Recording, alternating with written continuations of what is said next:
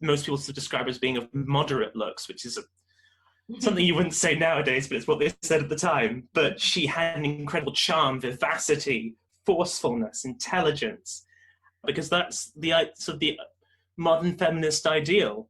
Someone who didn't get there because of, you know, wealth or power or who her father was, or even, you know, just because of her looks, but because of her intelligence, the way that she carried herself. I also like to think of her in terms, again, like Catherine of Aragon, in terms of her bravery and courage. I don't want to, you know, demean her by saying, oh, wasn't she brave? But she was incredibly courageous in how she dealt with her fall.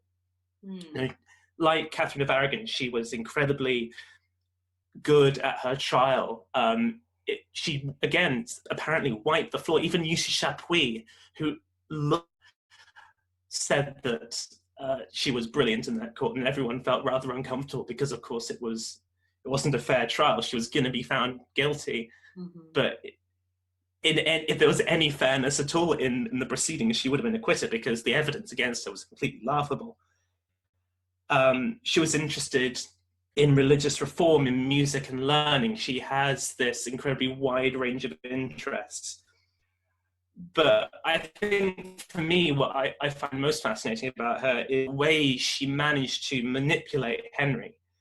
How she managed, you know, not just when she was on the chase, but when she was queen. Like I said, she fell. Lots of people sort of think that as soon as she gave birth to Elizabeth, that was it. You know, as soon as it became clear she wasn't going to give a son, she was done. Her fall was incredibly quick. She went from pretty decent position to dead in no time at all. It's because she managed to, even though she couldn't give him the son as quickly as everyone wanted, she managed to make herself very useful in stable around her. Lots of powerful people. There was a big Boleyn party. And she used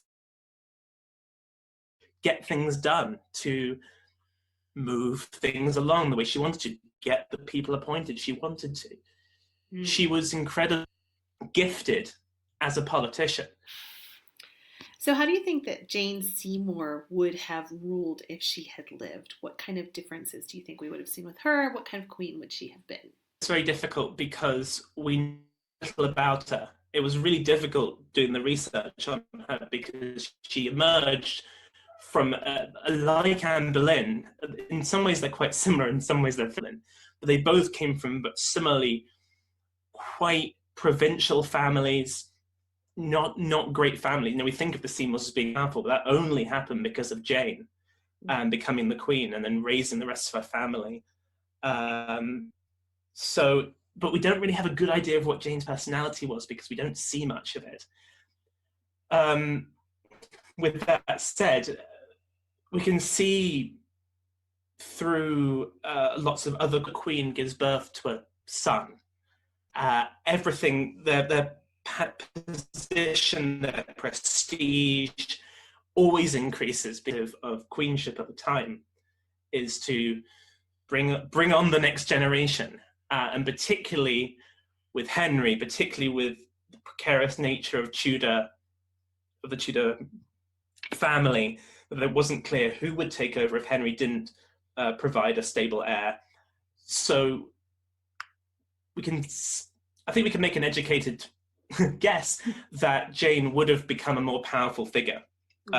She wasn't crowned. She was the first of Henry's wives not to receive a coronation. None of the rest of them did.